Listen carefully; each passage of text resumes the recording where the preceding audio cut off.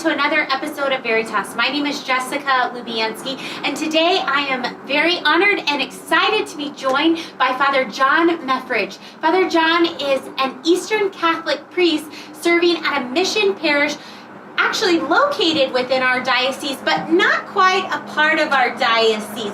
So why don't we start? I'm going to let Father John kind of tell us a little bit about him and his history before we break open our topic today.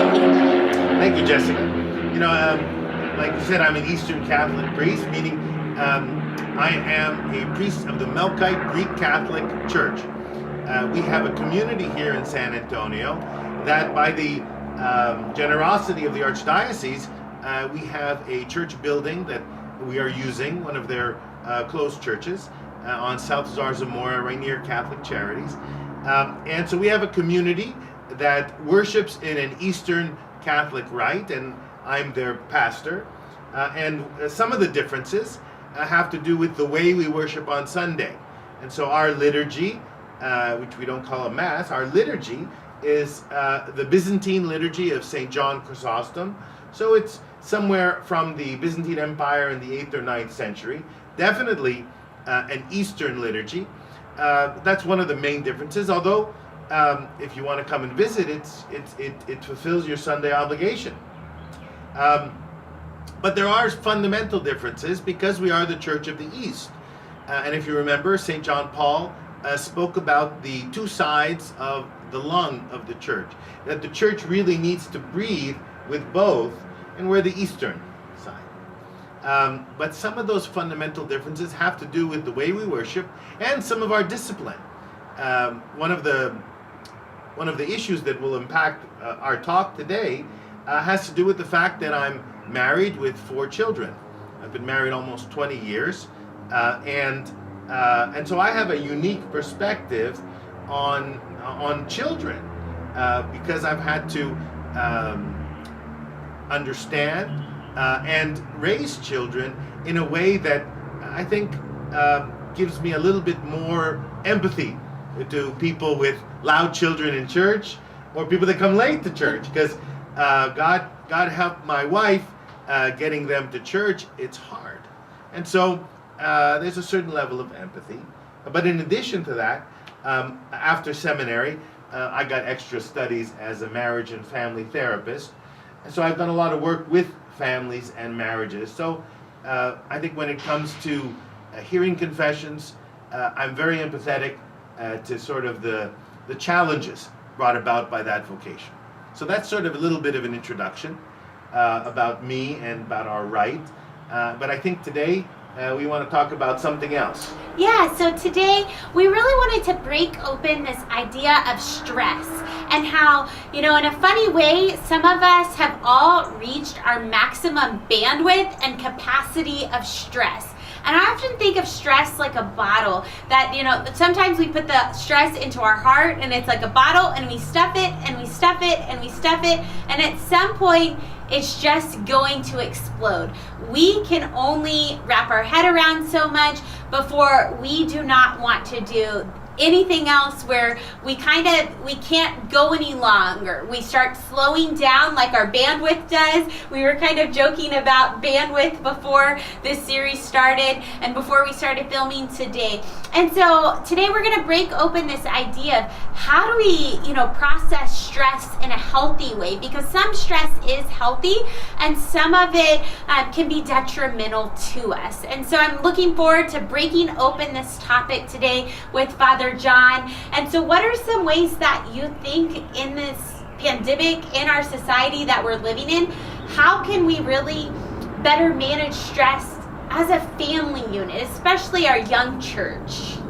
This is a great and important topic because the pandemic has really stressed families, and generally the families on the lower socioeconomic level are the most vulnerable. And so there are resources out there, but we've got to give a sort of understanding on what are the ways and what are the stressors.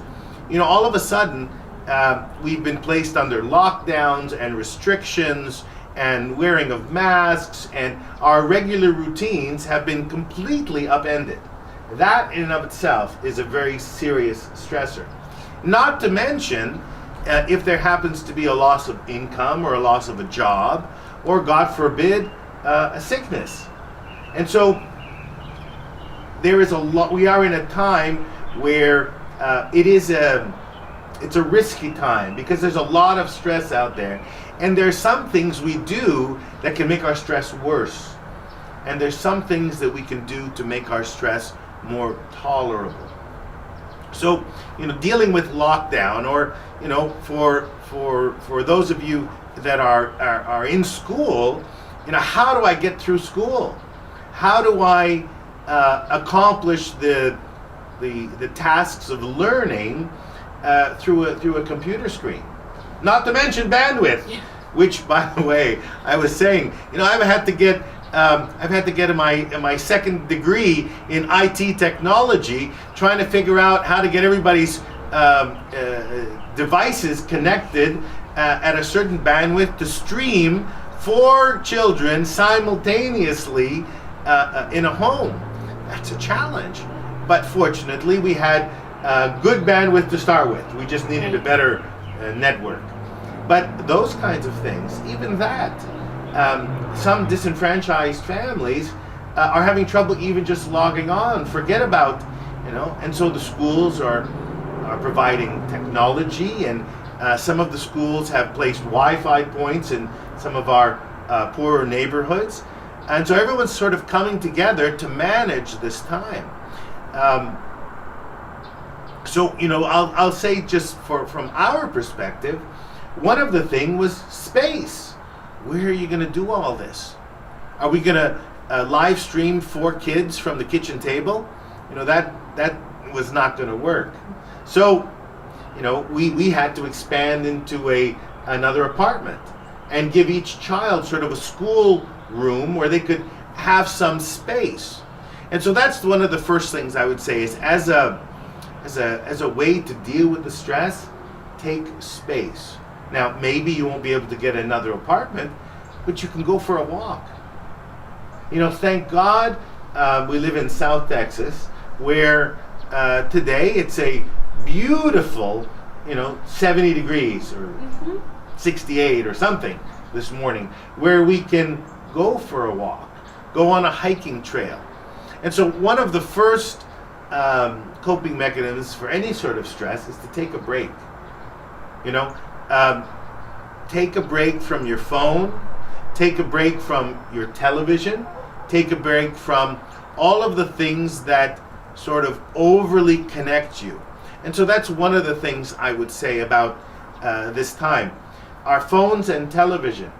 If you've started watching the news because of the coronavirus, the news has a tendency to show the more extreme examples of what's going on. So for example, and it tends to be bad news. So whether it's crime or violence or the coronavirus, the media has a tendency to show the more extreme examples. And if you're watching that every day, that is going to have an effect on you. So first thing, take a break from watching the news. Don't watch 3 or 4 or 5 news channels a day. Maybe watch one every other day. And so as a way to de-stress, your environment is very important. Now, next to the environment is exercise. In this time of stress, if we're locked in our house, I was thinking about my mom who lives in Canada, and what's it going to be like in the pandemic in Canada, where during the winter you really can't leave, you can't go on a walk. So getting exercise, whether it's in a home gym, whether it's on a treadmill, or whether it's just around the block, exercise will be very important as well to manage stress. And I think the 2 elements, in addition to stress, have to do with anxiety and depression. And so there's probably going to be a higher definitely a higher experience of anxiety in this time. And anxiety and depression really go together because they're both dealing with a certain type of neurotransmitter in the brain. And so managing our anxiety, I don't have to be on my phone 24 hours a day. Being able to put down your phone. Having time to exercise outside of that. I know for a fact my wife, if she doesn't get exercise, she gets what we call hangry. And so, it's very important to make sure you're developing healthy coping mechanisms. But, it's not all bad news. Right. There are great lessons that we are learning in the midst of our lockdown and our pandemic. And one of the things that I like to remind people, whether it's during a pandemic or maybe a particularly difficult time in your family or in their lives, is there are lessons that can be learned through this. And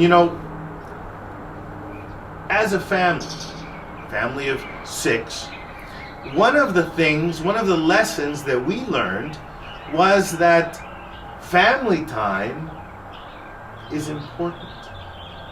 Because remember, 4 children from elementary school all the way to high school, there was a time that we were not able to have dinner together because number 1 was in volleyball, number 2 was in softball, number 3 was playing, was on the cheer squad, and number 4 was playing soccer. And if everybody's doing that, they're so pulled out of the family. So one of the things I would say is good that's come out of the pandemic is we've had more family time. And my daughter, who was at youth group the other day, was saying how there's a lot of families that don't eat dinner together. And for us, we're Middle Eastern, and so food around the table is very important. And so we eat dinner together, and we share that family time. And so one of the blessings of the pandemic is that we've been able to stay close as a family. Now, if you're far away from your family, well, how do you deal with that? Well, I was telling about my mom. My mother is in Montreal, Canada, and she's 92 years old. And how are you going to stay connected? Well, technology is amazing. And so we were talking about bandwidth. So what I had to do for my mom is I had to buy her a device that connects to her internet and allows us to speak. And it's one of those voice-activated screen devices. I'm not going to say which one because I'm not getting paid for it. But it's amazing. Great quality camera. I actually had to send a router up there because her old router didn't have the bandwidth to do 1080p. And so now, all of a sudden, my mom, 92 years old, says, "Hey, so-and-so, call John." And all of a sudden, my phone and our computer rings at the same time. And so we answer my mom, and she's there with us at dinner. So using technology to overcome our isolation, I think, is one of the opportunities we have as well. And so in our churches, we have to live stream. Many of our churches didn't even have a website. And all of a sudden, we have to develop websites and have live stream, etc.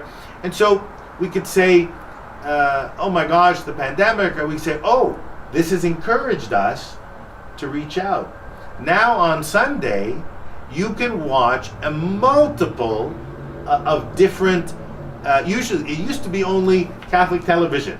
And it was only on if you got CTSA, if you had Spectrum, you could watch it. Now all of a sudden, you could watch, probably 100 different live streams in the San Antonio area, including ours Sunday morning at 10:30.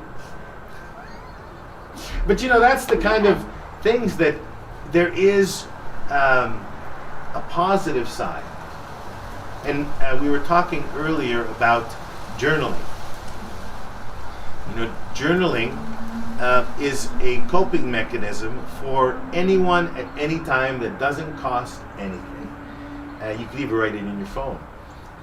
But to keep a journal about their experiences of the pandemic. What is it like? What was it like to go to a virtual prom? Could you imagine? And so, you know, journaling again is another way that we can glean the wisdom in the midst of this confusing time. You know, there is a message that God is giving us.